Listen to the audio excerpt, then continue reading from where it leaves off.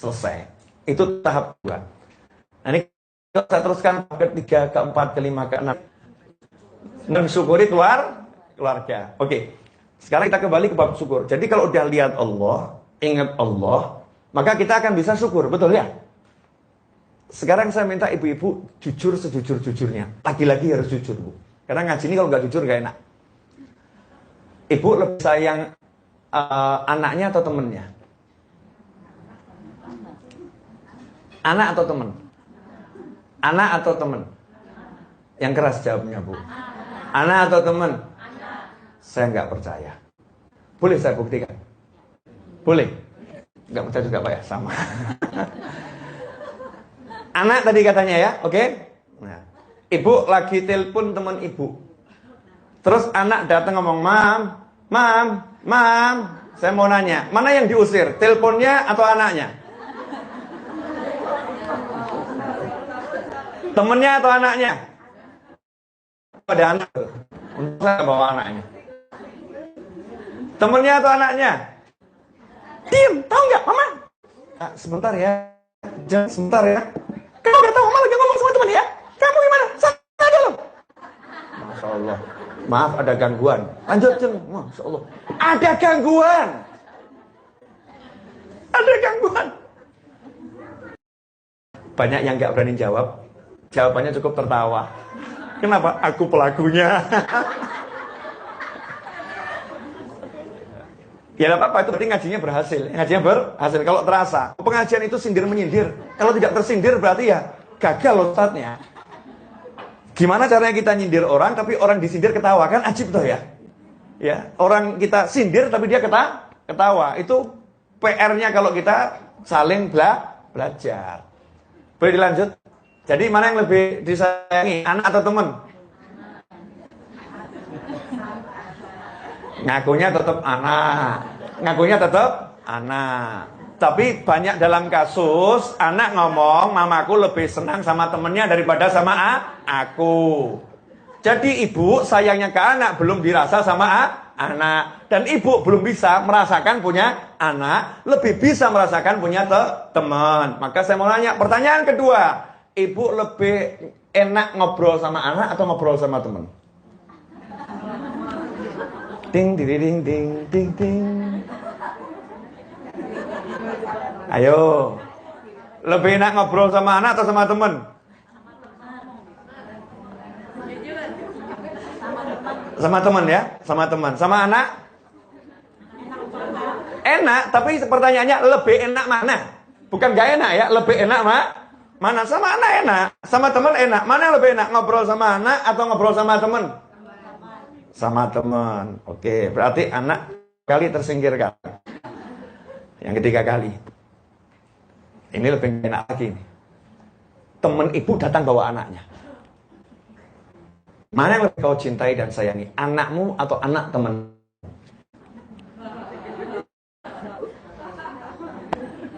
Anakmu atau anak temanmu? Ya Allah, lucunya. Masya Allah. Ganteng bener ya Allah, Masya Muhammad. Ya Allah, mirip bapaknya ya, Masya Allah. Lucu deh. Anaknya denger, Mama gak pernah lucu-lucuin aku. Ya kan? Itu masih gak seberapa. Sugin minuman nih. Temennya sugin minuman. Anaknya temennya lari-lari di rumah. Ada vas kesayangan ibu. Kesenggol anaknya temen. Piang! Marah atau bilang, gak apa-apa dek, kamu gak apa-apa kan dek? Temennya marah-marah, oh maafkan dek, kamu jangan dimarahin anaknya, gak apa-apa, nanti bisa beli lagi. Gak apa-apa ya dek ya, udah lanjut, biar dibersihin pembantu, udah terus sini makan minum. Anaknya temen, anaknya nyenggol, biar mata dipakai. Masya Allah. Hadir orang ya? Gak di sini. Ini kan live streaming. Saya kan ngomong bukan cuma yang di sini, sama yang di mana-mana dan sama yang nggak kelihatan ya. Semuanya aja ngomong sama nanti yang akan hidup 500 tahun lagi kalau nonton tayangan ini entah di mana, kan akan nonton ini ya. Hadir nggak orangnya itu? Giliran anaknya orang nggak apa-apa, anaknya sendiri dimaki-maki, dimarah, dibentak, bla bla bla bla bla. Jadi ibu lebih sayang mana? Anaknya atau anaknya teman? Ngakunya anaknya. Tapi fakta membuktikan banyak orang yang mengaku cinta anaknya ternyata lebih cinta anaknya ke teman. Baik, dilanjut. Ini lebih asik lagi nih. Tapi agak nggak enak. Nggak apa ya Pak ya. Bu, sedikit nyinggung ibu-ibu boleh ya? Banyak juga nggak apa ya. Nggak apa-apa. Dapat izin banyak nggak apa-apa. Bu, pertanyaan simple. Simple. Tapi insya Allah ini menghujam ke dalam hati. Insya Allah.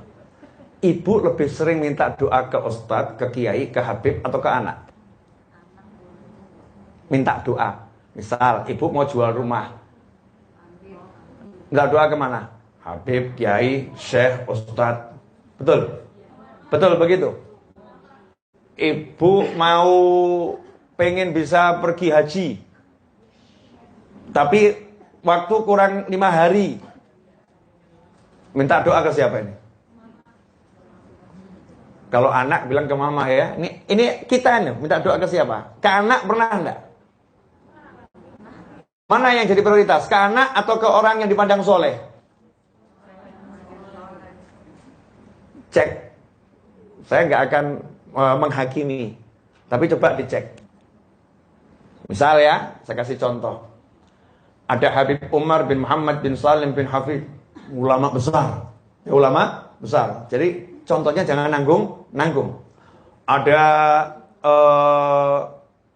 siapa lagi ya yang cari sekali berbeliau? Habib Zain bin Ibrahim bin Sumit. Ada almarhum Habib Anis. Ya, ulama-ulama besar. Terus kita butuh satu hajat, pengen beli rumah. Di situ ada anak kita juga. Hati kita kemana dulu? Ke anak atau ke orang-orang yang dipandang soleh ini? Dan betul-betul orang soleh. Ke orang soleh. Betul.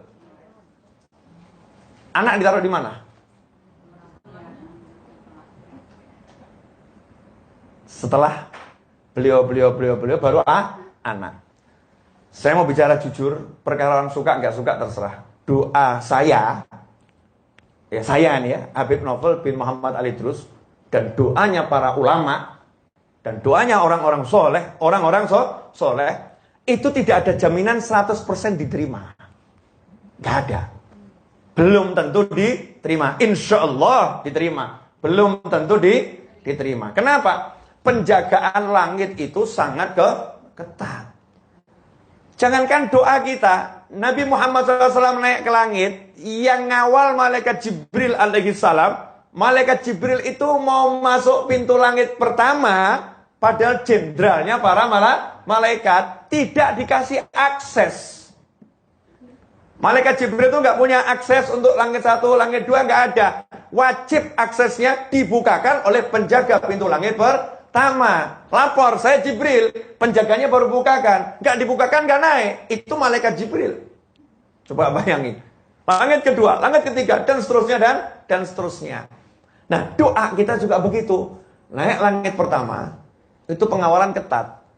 Kalau hari itu kita makan sesuatu nggak sengaja kecampur haram, sensor ketat tuh, kembalikan kepada yang berdoa. Ini sekarang kita sering kan makan di restoran, di mall, kita nggak pernah nanya, ini pakai apa, mirin apa enggak, nggak nanya. Ini pakai apa namanya, itu loh, arak apa enggak. Wong saya itu pernah makan di satu rumah makan, nanya itu ya. Saya merasa aneh gitu. Ini pakai arak ya sambelnya? Iya Pak. Masya Allah. Orang jualan sushi, ya sushi yang gak ada mereknya tuh ya. Yang jualan berjilbab, berjilbab. Bilangnya halal. Kita cek satu persatu. Pakai ini enggak? Pakai ternyata. Ternyata Pak, pakai barang yang haram. Yang jual sendiri enggak paham kalau itu haram. Kalau itu haram, yang jaga enggak paham. Kita nggak sengaja makan, namanya nggak tahu kan, nggak berdosa. Memang tidak berdosa, nggak tahu tidak berdosa. Tapi pengaruhnya tetap ada. Contoh misalnya, ibu nggak sengaja minum air dalamnya ada racun tikus. Dibilang bunuh diri atau mati keracunan? Mati keracunan, bukan meracuni diri. Dosa Anda? Enggak, tidak berdosa. Tapi efeknya racun tikus masuk ke tubuh, dia mati. Makanan yang haram masuk ke tubuh kita, doa kita tidak diterima oleh Allah Ta'ala. Ngeri.com. Nggak diterima sama Allah Ta'ala. Pakaian kita ini mengandung yang haram. Kita waktu doa pakai pakaian haram, doa kita nggak diterima sama Allah Ta'ala. Karena itulah orang-orang jahiliyah. Zaman jahiliyah itu banyak orang yang tawafnya telanjang. Kenapa? Mereka tahu kalau tawaf pakai pakaian haram, ini nanti dapat balak dari langit. Mereka paham. Makanya ada yang nggak bisa, karena dulu pakaian itu mahal. Kalau rumah murah. Sekarang kebalik, rumah mahal, pakaian murah. Kalau dulu pakaian itu mahal, rumah itu murah. Karena kain susah. Kain susah. Makanya dulu ada persewaan pakaian di sekitar Ka'bah. Orang yang menyewakan pakaian halal. Jadi nggak bisa beli, sewa pakaian halal. Itu yang punya duit, tawafnya pakai pakaian. Yang nggak punya duit, telanjang. Karena apa? Karena tahu kalau ada pakaian haram, nggak akan diterima. Tapi jangan kemudian besok praktek. Di kamar doa telanjang. Kenapa? Kata Habib, kalau pakaiannya haram, doa nggak kabul. Jadi lebih baik telanjang, nggak pakai pakaian. Jelas nggak haramnya. Ngawur gitu ya. Doa yang beradab, jangan doa biadab. Naudzubillah min dzalik. Nah, tapi ini kita tahu, pakaian dikasih orang. Dikasih orang kan nggak apa-apa ya. Tapi ternyata itu hasil curian. Kita kena efeknya. Doa kita nggak diterima oleh Allah Subhanahu wa Ta'ala. Pintu, ini sistem langit. Pintu langit tertutup. Tapi ada dua kelompok manusia. Kalau doa, pintu langit langsung buka. Nggak pakai ditanya-tanya. Kalau orang ini berdoa untuk orang tertentu, langsung buka. Yang pertama, doanya orang tua untuk anaknya. Jadi bapak ibu kalau mendoakan anaknya, walaupun anaknya kafir, ya, walaupun yang mendoakan kafir, yang didoakan kafir, tapi kalau ini orang tua untuk anak, langsung pintu langit mengatakan, buka, ini doa orang tuanya, buka, ini doa orang tuanya, dan Allah katakan, aku terima. Orang tua untuk anak. Nah sayangnya kita kan mengabaikan doanya orang tua, cari doanya Habib, Kiai, Ustadz, luar biasa, bagus, bukan nggak bagus, bagus. Gak bagusnya itu kemudian memandang remeh orang tua. Orang tua aku gak sholat, orang tua aku nih sholatnya bolong-bolong. Orang tua aku gak pernah ngaji, orang tua aku gak tahu agama. Orang tua aku masih minum khamr, orang tua aku berzina. Mana mungkin doanya kabul? Betul doanya orang tua kamu untuk orang lain mungkin gak kabul. Kalau untuk kamu pasti kabul. Anak ya, pasti kabul. Itu yang pertama. Nah yang kedua yang menarik. Doanya anak untuk orang tua itu juga sama. Gak dilihat sama Allah Ta'ala, langsung diterima. Langsung diterima doanya anak untuk orang tua. Makanya di hadis, walaupun doa muslim yang satu dengan muslim yang lain itu nyampe, kalau kita lihat sholat jenazah disolatkan 3 shaf, yang disolati nggak ada hubungan apapun, bukan saudaranya, bukan siapa-siapa. Kalau disolatkan 3 shaf, jenazah ini diampuni oleh Allah Subhanahu wa Ta'ala. Sholat jenazah itu takbir yang pertama Fatihah, takbir kedua sholawat, takbir ketiga doa, takbir keempat doa. Artinya rangkaian jenazah adalah doa. Jadi kalau dalam sholat jenazah mendoakan seseorang yang tidak dikenal dan 3 shaf yang mendoakan yang tidak dikenal ini diampuni oleh Allah Subhanahu wa Ta'ala. Tapi kenapa dalam hadis Rasul nggak menyebutkan itu jadi satu rangkaian? Ya, rangkaian yang ilmu bermanfaat, sedekah jariah. Justru yang disebutkan waladun sholihun yad'ulah. Kalau orang banyak ini butuh 3 shaf baru dapat ampunan. Tapi kalau waladun sholihun yad'ulah, satu anak mendoakan selesai. Ini paling kabul dari doa semua orang. Makanya saya menikmati minta doa dari anak saya. Jadi nggak usah jauh-jauh, ya kita mintain siapapun ya. Tapi ada anak, anak saya itu kalau doa keren-keren. Oh iya, daripada saya banggakan anak orang lain kan banggakan anak sendiri. Ya kan ya? Alhamdulillah tahadutsun bi nikmah, syukuri nikmat. Barusan saya minta sama ibu saya didoakan. Mah, doakan dapat rezeki 10 M. Ibu saya itu termasuk ibu yang Masya Allah, gak pernah ngomong mikir, 10 M dari mana? Ya, gak pernah. Amin, kabul, cair insya Allah. Ibu saya begitu. Anak saya yang nomor 3, Ali Abdul Qadir itu dengar. Langsung ngomong, jangan Abu ya, jangan 10 M. Waduh, berapa ini? Diturunkan nilainya nanti jangan-jangan. Noleh. Insya Allah dapat 50 M. Wah, amin. Ternyata mentalnya lebih besar dari ibu saya nih. Amin. Ya ini Ali Abdul Qadir. Nah, kakaknya Ahmad Anis, sekarang kelas 1 SMP, waktu SD, saya tanya, naik motor orang tua, nak doakan Abuya ya, biar dapat rezeki yang banyak, yang barokah, selamat dunia akhirat, tidak pakai masalah. Sudah Abuya. Jawabannya bukan amin, sudah. Sudah, iya sudah. Abuya doakan dapat seberapa rezekinya? Sebumi? Enggak. Sedunia? Enggak. Saya kan berusaha mengikuti imajinasi anak-anak. Selangit? Enggak. Mentok saya. Bumi enggak, langit apa dunia enggak, langit enggak. Seberapa? Jawabannya, tak doakan Abuya dapat rezeki sesurga. Karena surga unlimited. Saya langsung amin. Waduh, bapaknya kalah. Pola pikirnya lebih dari bapaknya. Saya syukuri, alhamdulillah. Saya minta doa sama anak-anak saya, minta doa sama orang tua saya. Lah ini banyak orang punya keluarga nggak disyukuri. Cari hiburan ke sana ke sini. Anak ini hiburan yang luar biasa, nggak dinikmati. Tanya sama orang yang dipisahkan dari anaknya, betapa sakitnya dipisahkan dari anak. Ya, tanya. Makanya kalau anak kita di sekitar kita itu syukuri. Lihat Nabi Muhammad SAW. Ini baru babnya dan muqaddimah. Ini kalau saya teruskan babnya dan muqaddimah ini, Masya Allah. Ya, ibu-ibu nanti bisa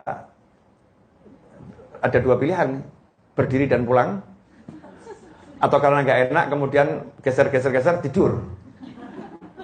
Ada dua pilihan. Insya Allah saya akan kasih sampai saya puas. Ya, sampai saya puas menyampaikan amanat ini.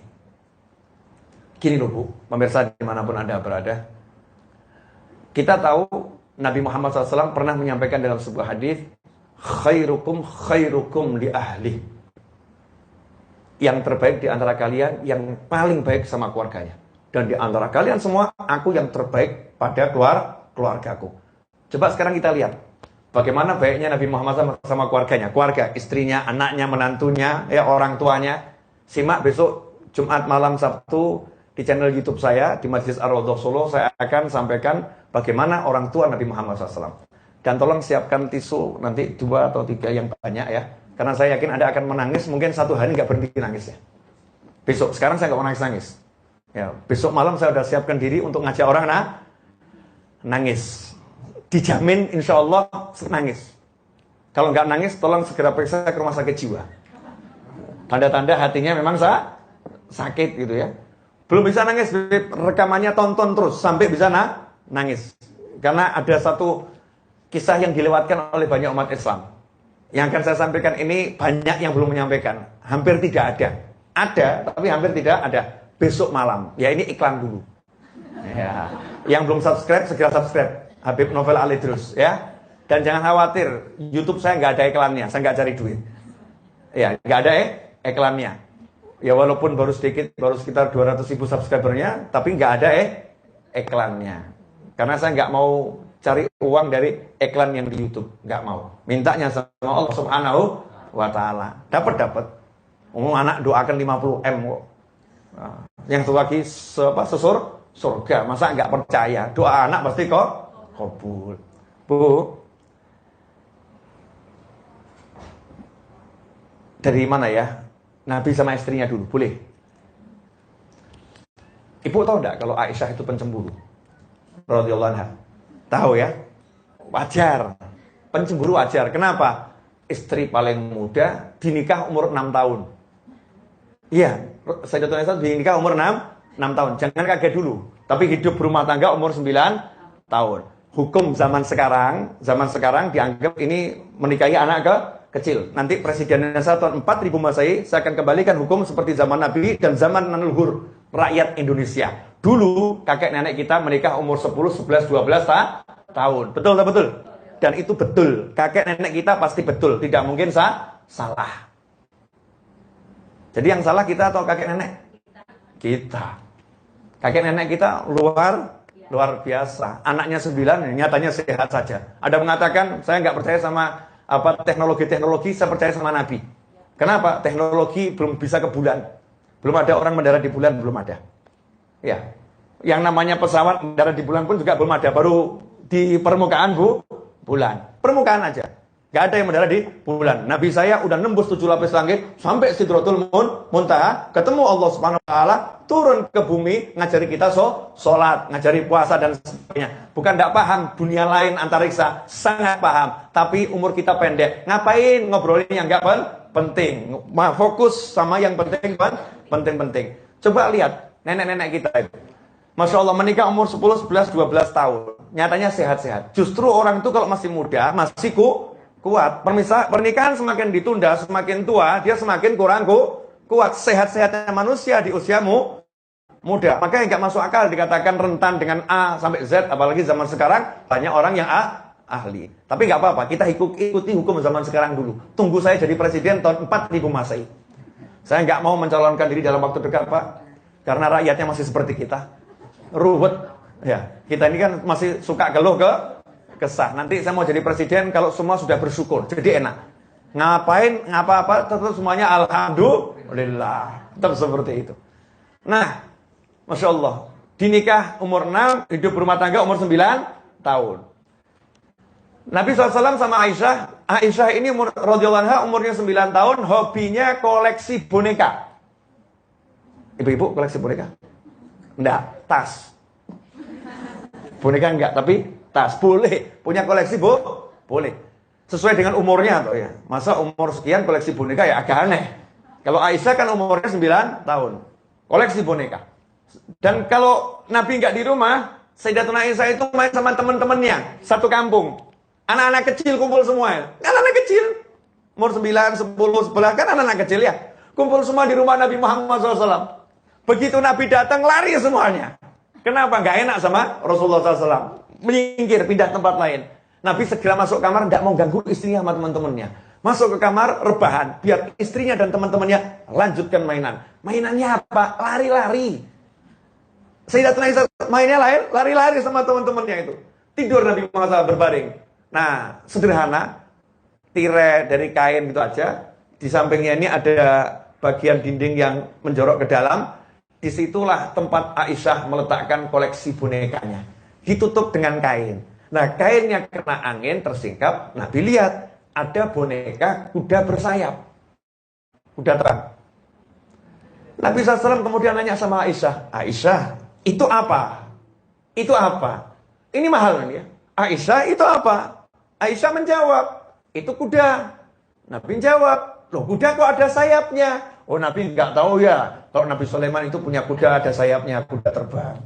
Lihat. Mainannya istrinya dikomentari, urusan boneka. Ini Nabi Muhammad SAW. Ini Rasul yang bicara Allah, bicara ma'rifah, bicara surga, bicara neraka. Istrinya main boneka. Rasul gak mengatakan, ngapain kamu ngurusin boneka? Ini gak ada manfaatnya. Ingat akhirat, ingat sholat, ingat puasa, ingat zikir. Kamu sujud, banyak nangis. Gak begitu. Dikomentari bagus. Iya, oh begitu. Senang-senanglah dengan mainanmu karena halal dan sesuai dengan usianya. Radhiyallahu anha alaiha salam wa sallallahu alaihi Muhammadin wa alihi washabihi ajmain. Kemudian yang kedua, Aisyah banyak ceritanya. Lomba lari. Nabi SAW lomba lari dengan Aisyah. Di mana itu? Di padang Sahara. Terus gimana lomba larinya? Disuruh pasukan jalan jauh nggak kelihatan. Rasul ngomong sama Aisyah, "Yuk kita lomba lari." Rasul pura-pura kalah. Aisyah senang. Kenapa diajak lomba lari? Hobinya lari. Hiburannya lari. Ya dihibur sesuai hiburannya. Berikutnya Rasul pura-pura menang. Rasul menang. Aisyah bilang, ya Rasulullah, saya nggak kalah. Nggak kalah gimana? Ini karena badan saya sekarang mulai gemuk. Kalau dulu kurus. Cari alasan. Maka apa? Kalau istri cari alasan, biasa. Itu wataknya wanita. Memang nggak mau dikalahkan. Sebagai kaum pria, kita harus paham itu. Kalau istri nggak mau dikalahkan, ya, dan cukup tanda dia sudah kalah kalau dia tidak mau dikalahkan. Boleh lanjut dikit? Nah, cuman ini pelajaran penting, jangan ditiru. Ditiru bagaimana? Saya mau tiru Nabi. Saya mau peluk-peluk istri saya di jalanan, mau mesra-mesra dengan istri saya. Nggak pernah Nabi ngajarin mesra-mesra di jalanan. Itu di tempat yang nggak dilihat orang. Kemesraan bukan untuk dikonsumsi publik. Itu kawasan pribadi. Oh, Nabi pernah tempelkan pipinya Aisyah di pipi Nabi.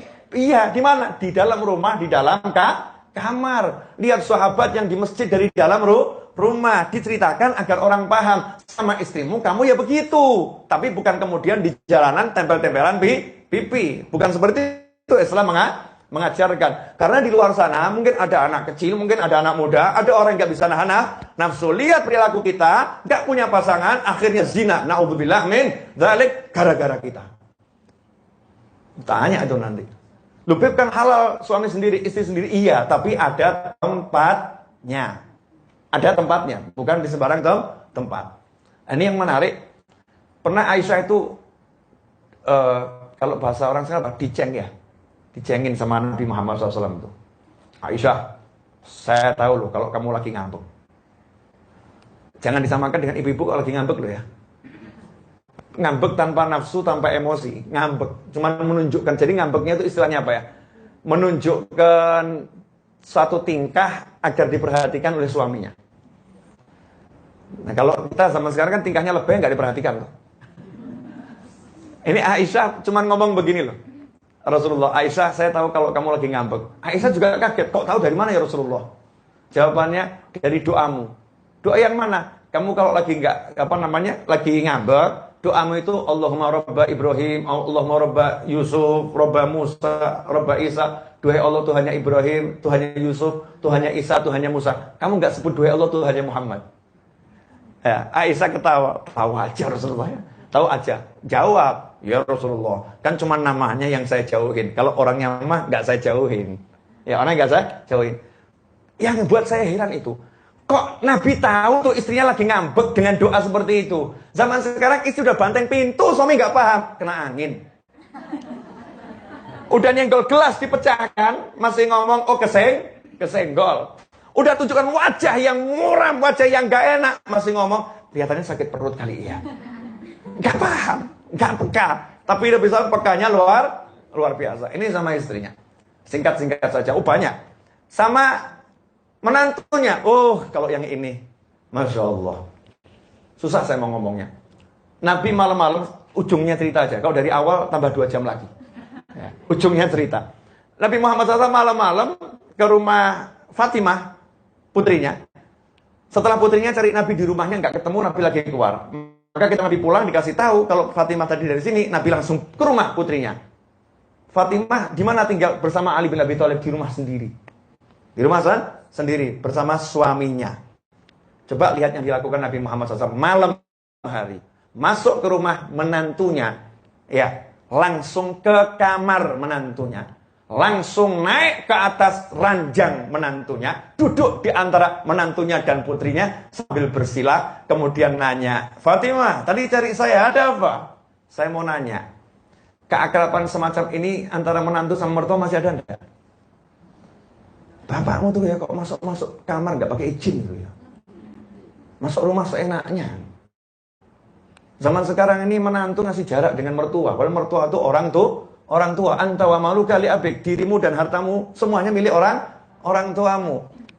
Naik ke atas ranjang loh. Itu kan akrabnya luar biasa. Pahanya sampai menyentuh dada Sayyidina Ali bin Abi Thalib dan beliau berkata radhiyallahu anhu, saya merasakan dinginnya kaki Rasulullah SAW sampai ke dadaku. Kenapa? Malam itu dinginnya luar biasa.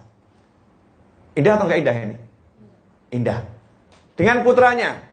Di sini Fatimah kasusnya ya. Setiap kali ketemu cium keningnya Fatimah cium kening Nabi Muhammad SAW. Pertanyaan saya, ini Fatimah sudah dewasa loh ya. Anak ibu yang sudah dewasa, yang udah kuliah, apakah dicium tiap hari keningnya? Atau nunggu kalau sudah mati nanti? Sudah mati, nah maafkan ibu ya nah. Cium keningnya. Wah, anaknya ngomong terlambat bu. No. Kening anak lo nggak pernah dicium lagi. Anak saya kalau pagi sekarang minta dicium keningnya, Abu ya, ya gantian, ya harus diajari. Saya kalau pagi cium kening orang tua saya sering ceritakan di pengajian-pengajian, almarhum ayah saya itu sampai kalau ketemu saya pagi-pagi itu, daginya dikasih parfum. Kenapa? Mau dicium anaknya. Mau dicium anaknya. Mertua saya sampai sekarang ini kalau ketemu saya cium tangan bolak-balik, kemudian saya cium kening mertua saya cium kening saya. Udah dewasa, udah punya anak. Tapi begitu Islam mengajarkan, ini namanya keluarga. Nabi Muhammad SAW sujud. Ini bagian yang paling seru nih. Karena diceritakan semua, waktunya nggak ada.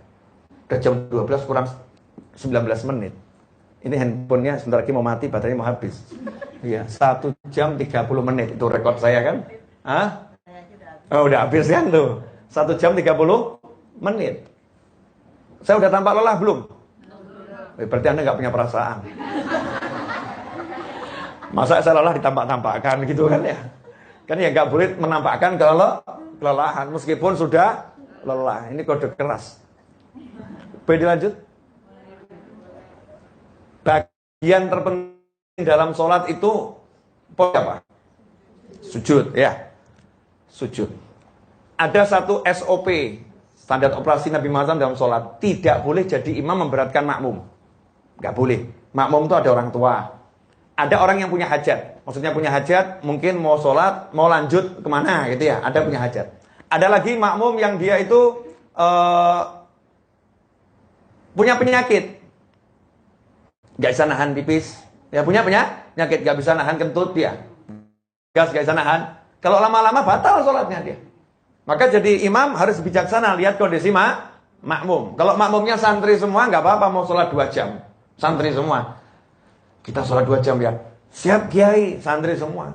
Nah, coba kita ke masjid Pondok Indah, kemudian bilang, kita sholat 2 jam ya. Oh, copot jabatan.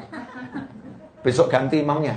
Imamnya gak punya perasaan. Tahu makmumnya macam-macam, tapi mau sholat panjang-panjang. Gak bisa. Tapi aneh. Hari itu Nabi Muhammad SAW sholat, sujudnya itu ada yang satu lamanya luar biasa. Sehingga para sahabat itu sampai khawatir. Ini Rasulullah SAW sakit, atau malaikat Jibril turun kasih wahyu, atau apa? Atau kenapa? Maka selesai sholat, ditanya oleh sahabat, apa yang terjadi? Jawabannya Nabi SAW, saya tidak ingin malaikat Jibril, saya nggak sakit, nggak kenapa-kenapa. Tapi tadi waktu sujud, cucuku ada di punggungku. Aku tidak enak hati untuk menyingkirkannya. Kutunggu sampai dia turun. Ini jamaah di belakang, kenapa nggak bangun-bangun? Ada orang tua, ya, ada orang punya hajat. Nabi tetap sujud. Kenapa? Ini cucuku lagi di punggungku. Sementara kita sekarang ada tamu, anak kita usir. Betul ya? Ada anak kita kesampingkan. Ini sujud bagian paling penting, anaknya tetap diutamakan. Insya Allah saya lanjutkan setelah selesai adanya ini. Bentar ya. Sampai lupa minum saya. Jazakumullah khairan.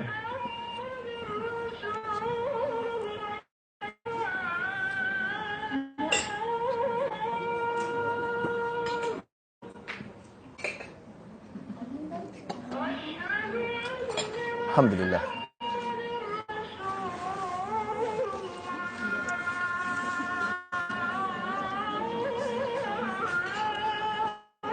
Saya mau kasih nanti yang buat besok malam sekarang, tapi nanti offline. Ya, hadiah buat yang di sini. Mau? Ya, ini yang lagi nonton live banyak yang marah ini.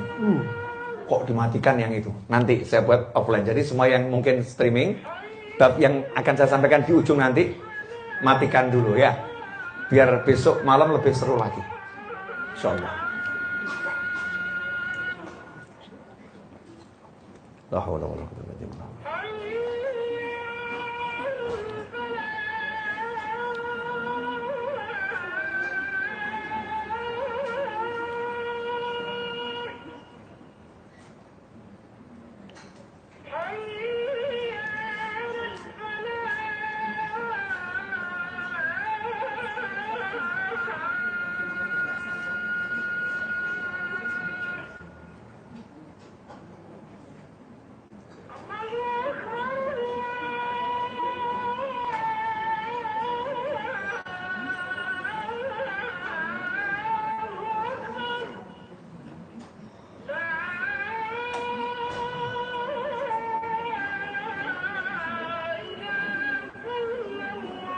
La ilaha illallah. Allahu Akbar.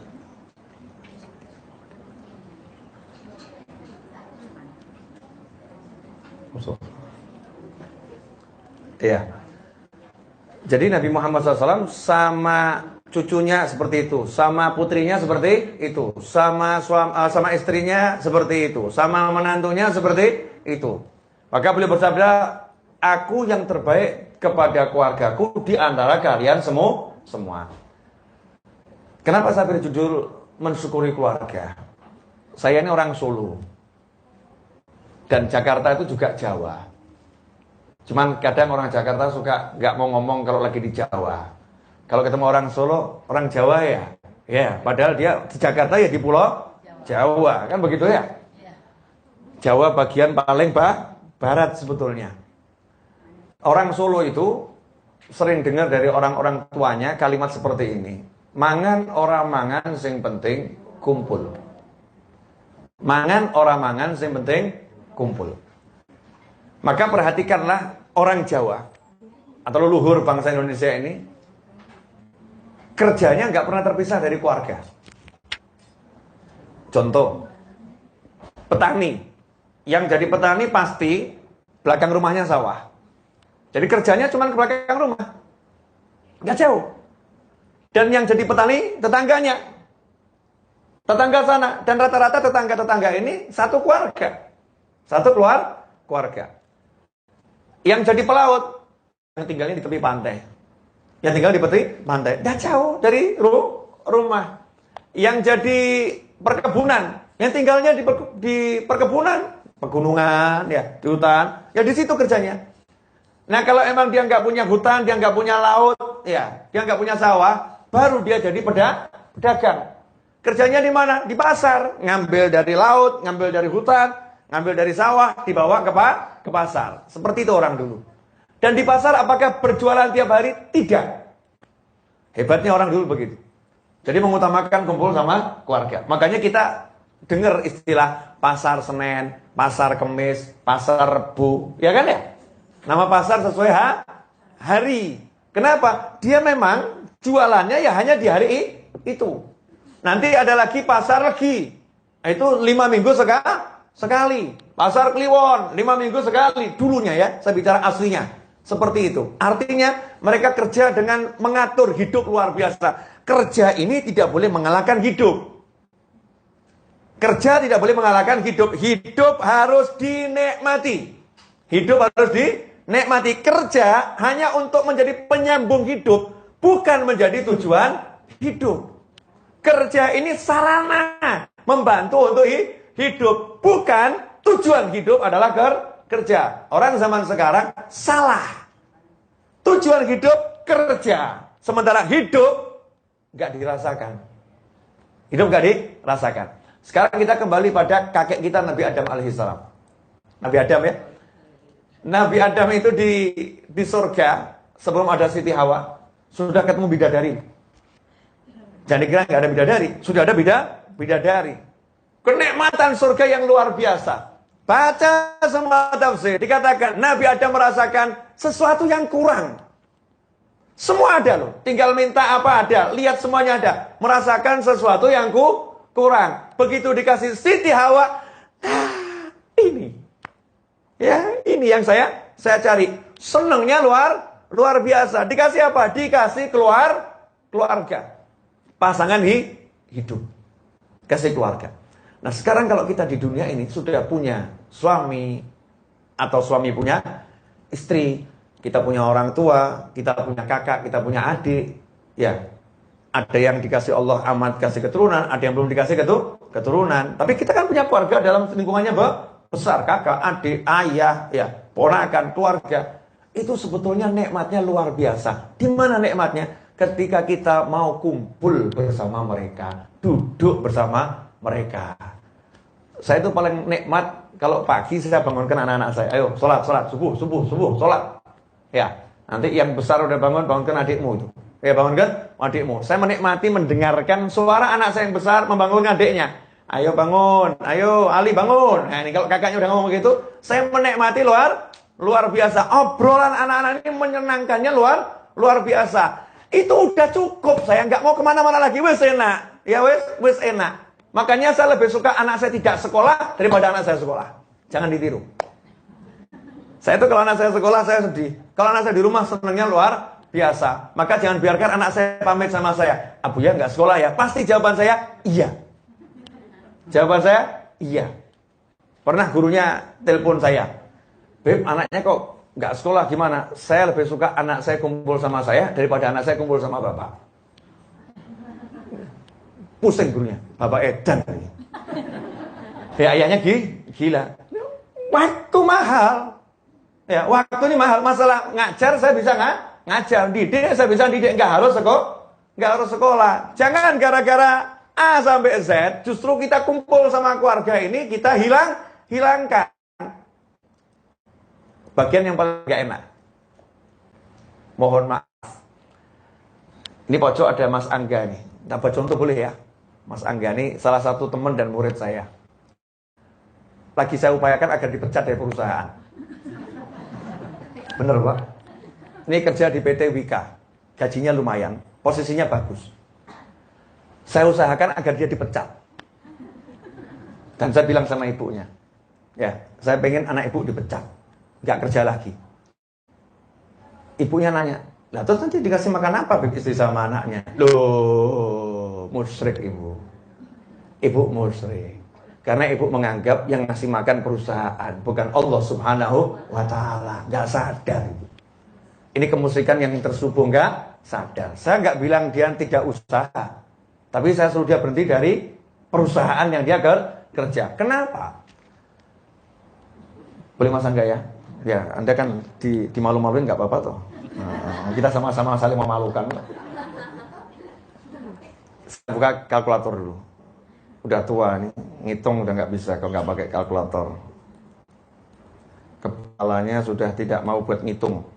Kalau ibu-ibu masih pakai mau ngitung, ini kalkulator di mana? Aplikasi kalkulator nih, ya. Isi berapa Mas Angga? 10 juta. Oke. Tuh, tuk. Ya, 10 juta. Kerja berapa satu bulannya? Berapa hari? Bagi 22. Oke. Sehari dapat 454.545 gitu. Kalau dibulatkan anggap 500.000 ya. Ya, sekarang berapa jam untuk kerja? Coba dihitungnya betul, berapa jam? 8 atau 9? 8. Bagi 8. Oke. 56.818. Bulatkan jadi 60.000. 1 jam 60.000. 1 jam 60.000 jauh dari istri. 1 jam 60.000 jauh dari anak. 1 jam 60.000 jauh dari orang tua. Jauh dari orang tua. Sekarang saya kasih pilihan. Nganggur, nggak punya kerjaan, nggak dapat gaji, 0. Tapi dapat istri, dapat anak, dapat orang tua. Pilih mana? Saya mau benerin pola pikir yang salah orang-orang ini loh. Pola pikirnya keblinger semua. Jangan ikut saya. Tapi saya mau benerin ini. Mohon maaf ya. Ini memang beda dengan yang diajarkan di sekolah. Ini yang diajarkan oleh Nabi Muhammad SAW. Saya akan membuat umat Islam kaya semuanya insya Allah. Gak miskin. Karena umat Islam lagi dibodohi oleh suatu sistem agar umat Islam jadi karyawan semua dan bukan jadi bos. Agar jadi karyawan semua dan jangan jadi bos. Ditakut-takutin, kamu kalau keluar dari perusahaan, nanti kamu akan makan apa? Kalau kamu ini, kamu akan makan apa? Dan seterusnya, dan seterusnya. Waktu cuma dibayar 60.000. Padahal 1 jam itu sebetulnya bisa menghasilkan miliaran. Bisa. Bukan tidak bisa. Kalau kita tidak takut, kalau kita percaya sama Allah Subhanahu wa Ta'ala dan kita mau gerak. Tapi jelek-jeleknya udah nggak dapat apa-apa, 0. Tapi dapat keluarga. Anaknya bilang, ayah buat anak, lempar tempat tidur, kulung. Mau makan, santai. Daftar pengajian sekitar Jakarta. Ayo nak, kita makan gratis halal. Di mana Pak? Hadir pengajian. Naik ke bunga ayah. Ayah mau jadi kuda. Istri diajak, ayo naik motor. Ke sana. Makan gratis halal. Bahagia. Betul? Sekedar makan ya. Sekedar makan. Gak takut.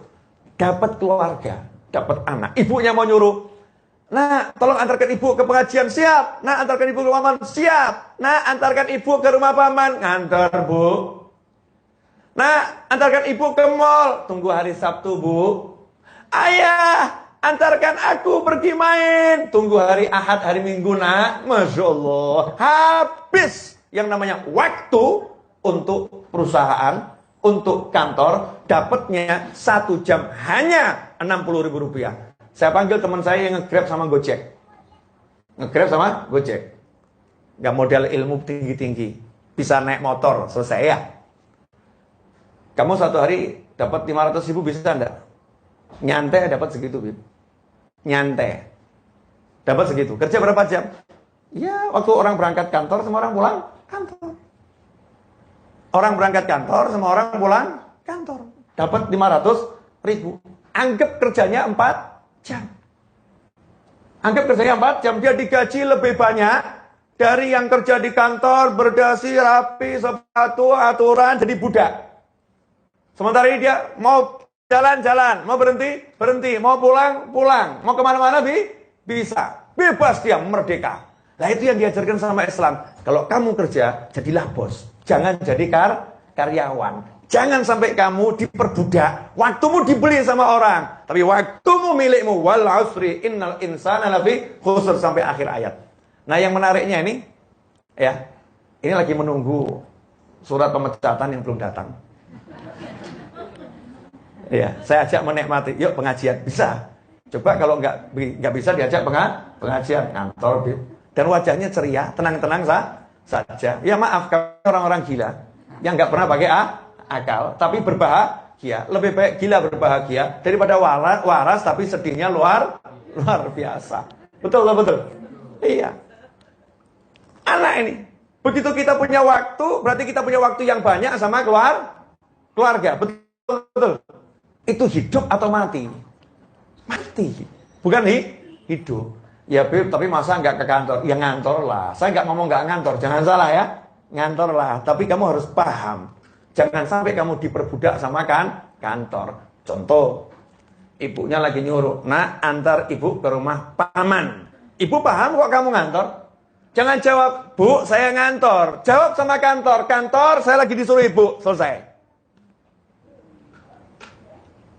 Gak ada yang salah. Paling gaji dipotong, betul kan ya? Lama-lama dipecat, bener? Tapi sama Allah dipecat gak? Kamu gak dipecat sama Allah. Sama Allah diridhoin dong. Kamu diridhoin oleh Allah. Allah senang sama kamu. Karena kamu utamakan orang tua. Dari duniamu, anta wa maluka li abik, dirimu, hartamu milik orang tuamu, dan pasti gantinya luar biasa.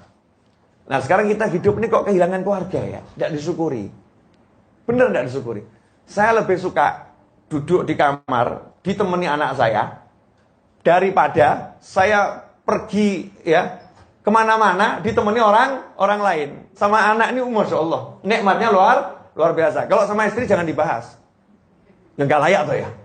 Sama pasangan hidup. Masing-masing kan punya kesenangan sendiri. Bu,